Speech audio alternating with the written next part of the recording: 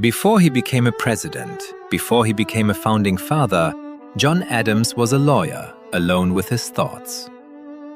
He believed liberty depended not only on courage, but on law, justice, and moral restraint. Outside his study, Massachusetts moved closer to revolution. John Adams would soon become one of the most important voices in American history.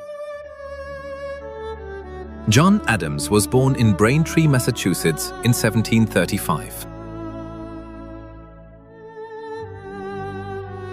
Even as a boy, Adams was drawn toward books and learning.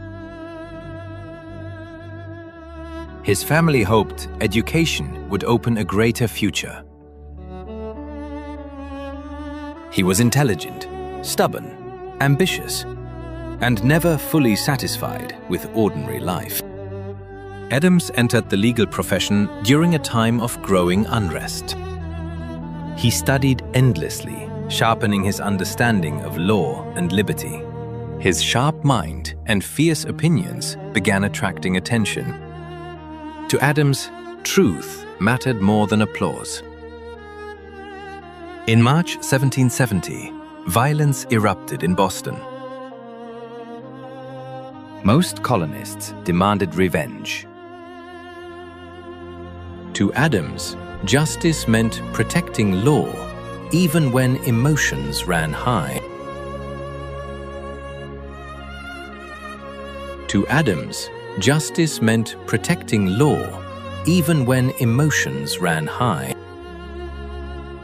Adams became increasingly involved in resistance.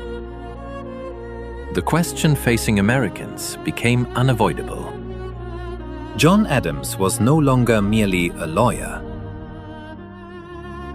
He was becoming a revolutionary.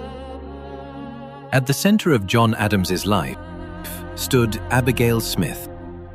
Separated by politics and war, they remained connected through letters. Abigail was more than a wife. She was his closest advisor. In 1774, Adams traveled to Philadelphia. Adams quickly became one of the strongest voices in the room. The colonies were moving closer to a break with Britain. The colonies were united in resistance, but not yet in identity. New England carried the fight, but the South had yet to fully commit. John Adams understood something others did not. This war must become a national cause. In June 1775, Adams rose and nominated a Virginian, George Washington, to lead the Continental Army. It was more than a military decision. It was a step toward unity, toward a nation. In 1776, Congress formed a committee to declare what many already believed. Thomas Jefferson would draft the words, but Adams would defend them.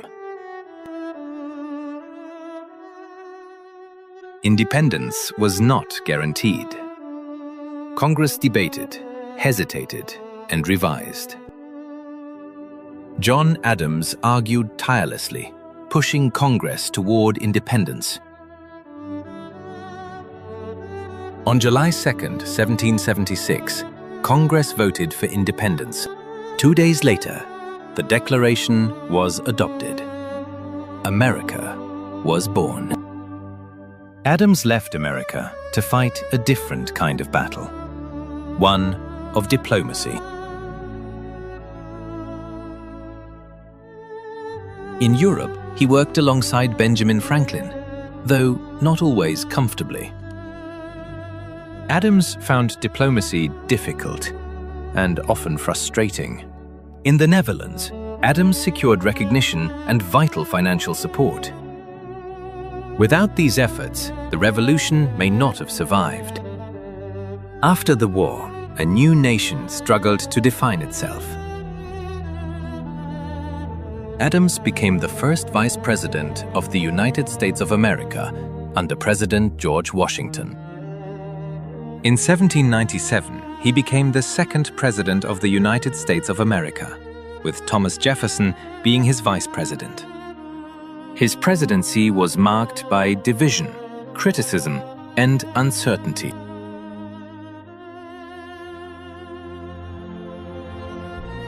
But Adams chose peace over war with France, even when it cost him politically.